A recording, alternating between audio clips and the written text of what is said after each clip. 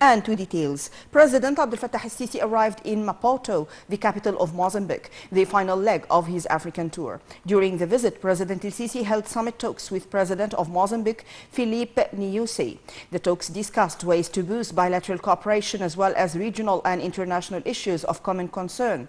During a press conference after the talks, President el-Sisi said that Egypt's visions match with those of Mozambique on regional and international issues, adding that he agreed with Mozambique's president on the necessity of achieving calm in Sudan as well as working to resolve the Ukrainian crisis through peaceful means.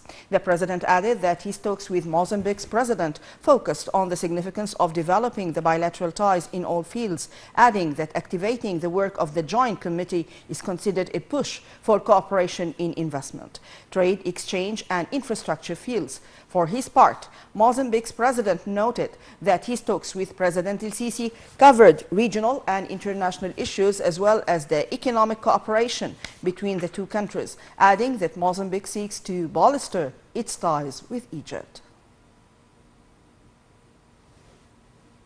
Earlier, President Abdel Fattah el-Sisi participated in the Common Market for Eastern and Southern Africa COMESA summit in the Zambian capital Lusaka. Addressing the summit, President el-Sisi said that Egypt was honored to preside over COMESA during the past 2 years despite challenges. In his speech, President el-Sisi reviewed Egypt's achievements during its presidency of the COMESA.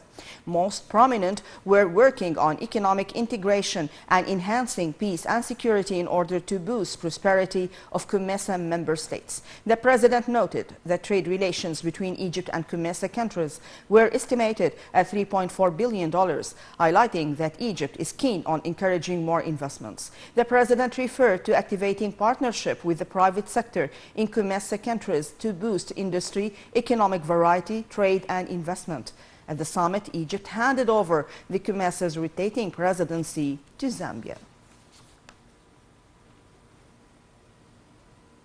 On the sidelines of the COMESA summit, which was held in Lusaka, Zambia, President Abdel Fattah el-Sisi held a meeting with President of Malawi, Lazarus Chakwera. During the meeting, President el-Sisi praised the distinguished relations between Egypt and Malawi.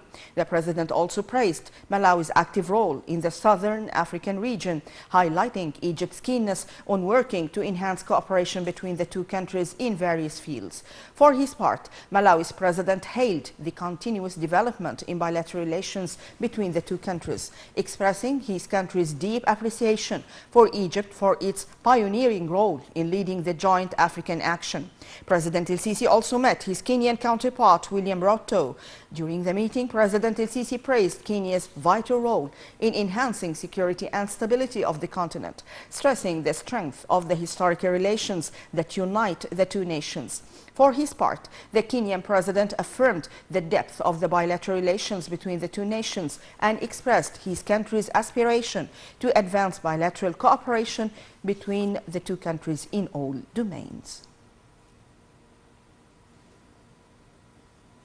The Air Forces announced the launch of the first edition of Egypt's International Aviation and Space Exhibition in May 2024.